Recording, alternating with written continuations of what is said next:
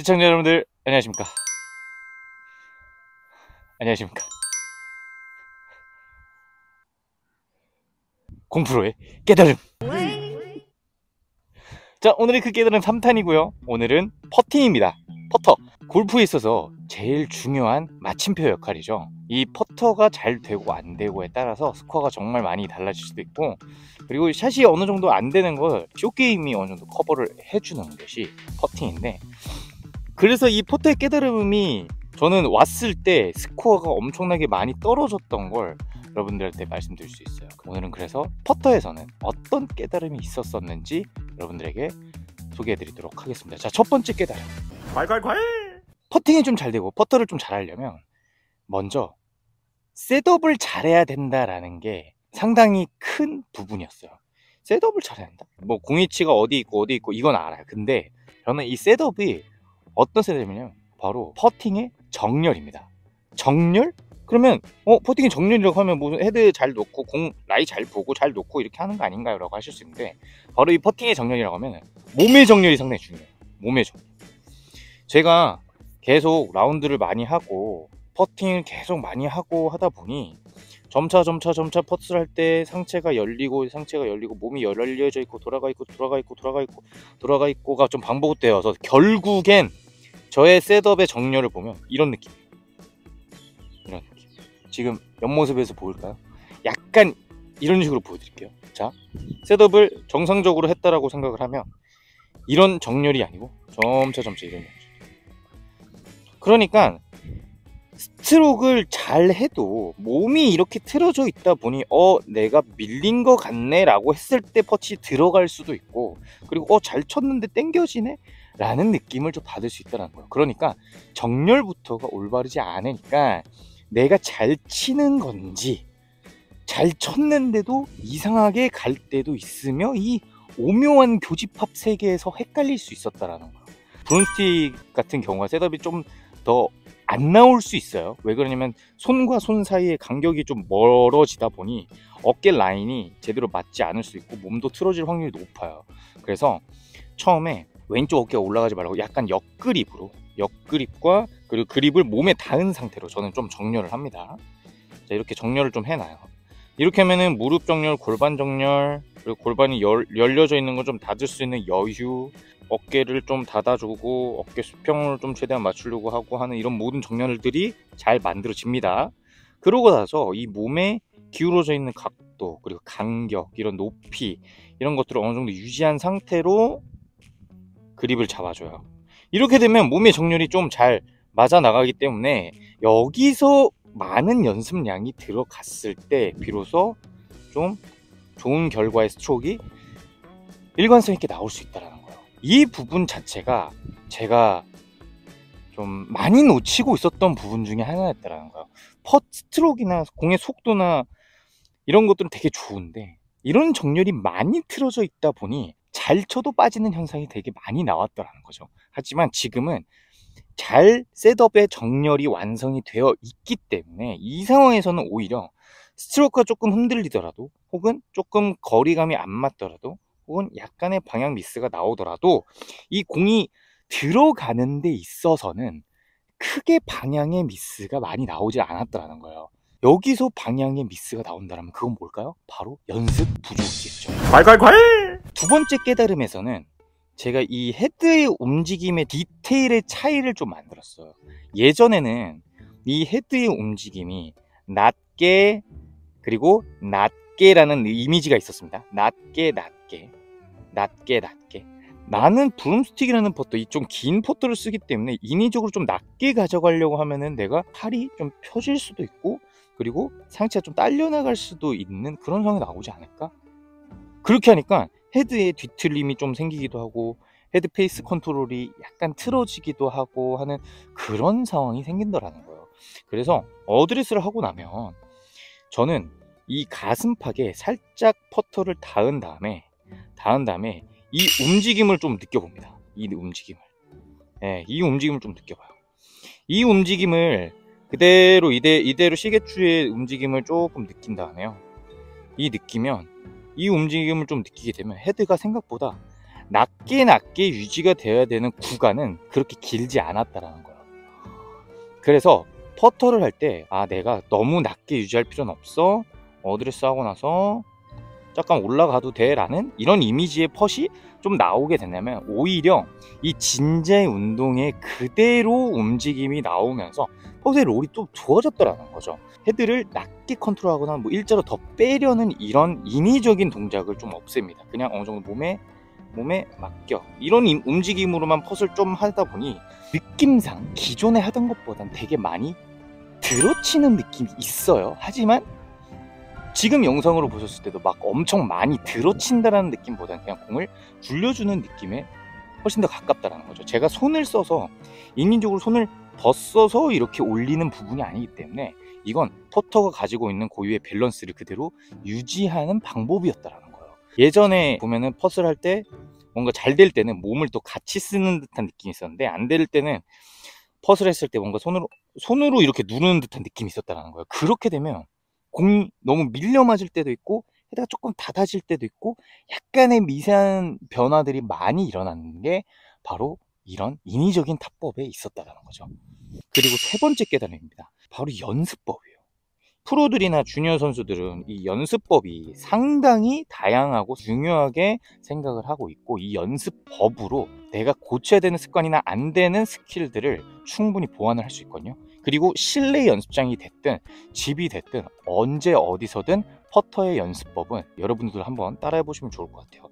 컨시드라는 이런 개념이 아마추어 분들 이제 많이 존재를 하지만, 컨시드가 안 되는 듯 거리에 일단 공을 갖다 놓습니다. 여기서 세 알을 연속으로 넣어요.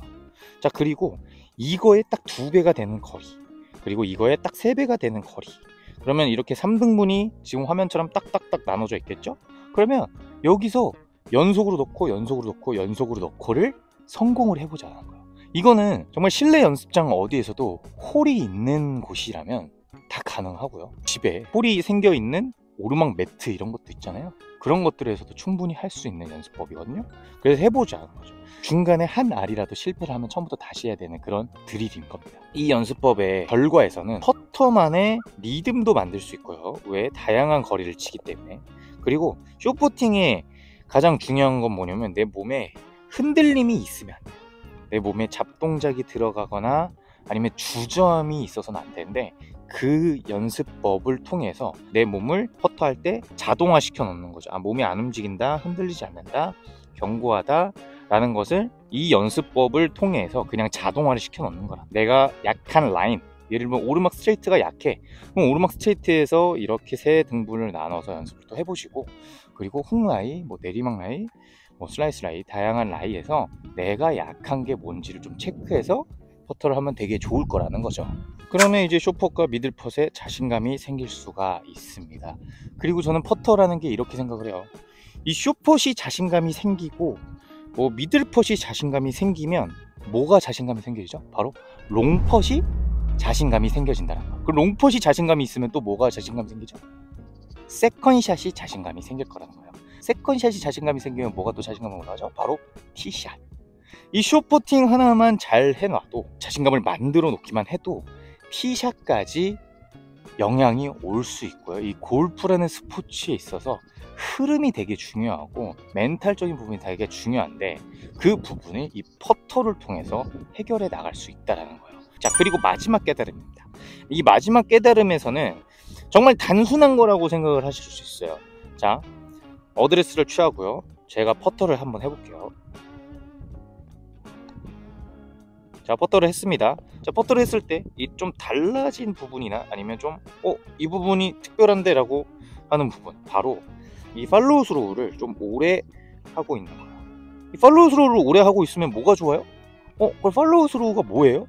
라고 하실 수 있는데, 이 팔로우 스로우를 오래 하고 있다라는 것 자체가, 여러분들 펫을 하고 이 오래 하고 있는 이 자세, 이 습관 자체가 내가 펫을 했을 때의 몸이 딸려나가거나 흔들거림이 정말 많이 방지됩니다. 많은 분들 그냥 어드레스 해서 퍼터를 딱 해보세요. 과연 들어갈 때까지 내가 멈춰 있는 사람이 몇 있을지. 근데 실제로 들어갈 때까지 한번 멈춰 보잖아요. 내가 피니시를 했을 때 멈춰 보려고 하면 흔들림이 정말 적어지실 거고요.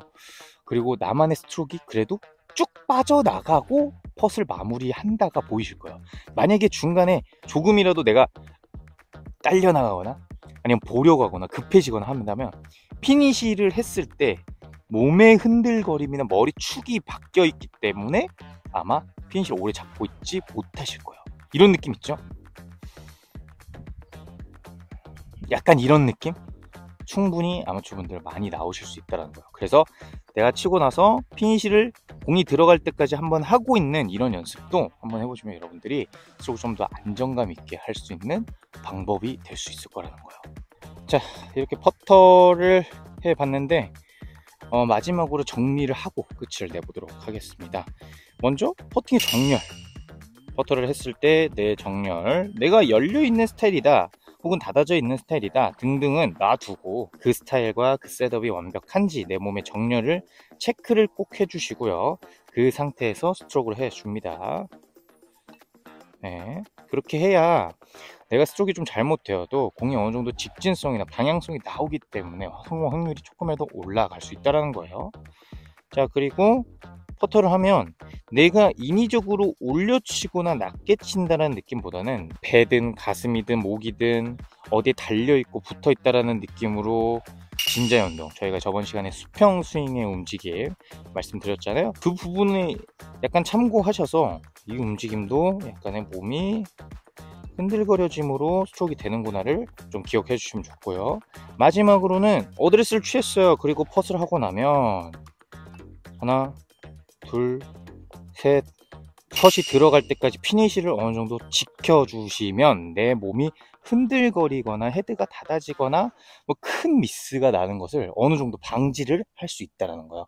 그래서 이 퍼터를 하는 데 있어서 약간의 스트로크의 차이나 셋업의 차이나 공이치나 하는 스타일의 차이, 스윙의 크기의 차이, 속도의 차이는 있을 수 있어요. 하지만 누구나 다 해당 사항이 있으며 어떤 연습법으로 해야 되는지를 모르실 때, 그리고 내가 실전 감각이 좀 떨어지거나 펌만 좀 안 돼 하시는 분들은 이 영상을 보시면서 한번 체크해 보시고 한번 연습을 해 보시면 상당히 좋을 것 같습니다.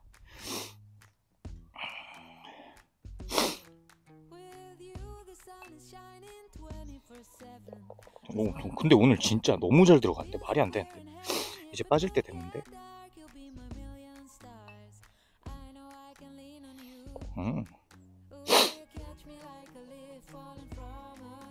빠지면 끝내야지.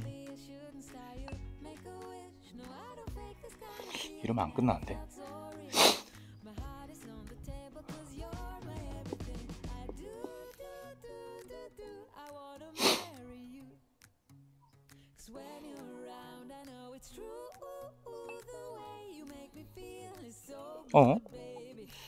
자꾸 들어가.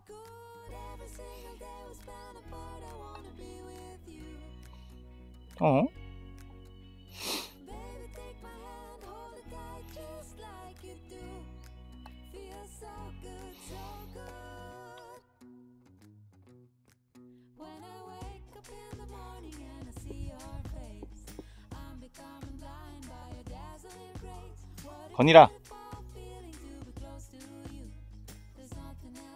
그럼 오늘 여기까지 했습니다. 시청해주셔서 감사합니다.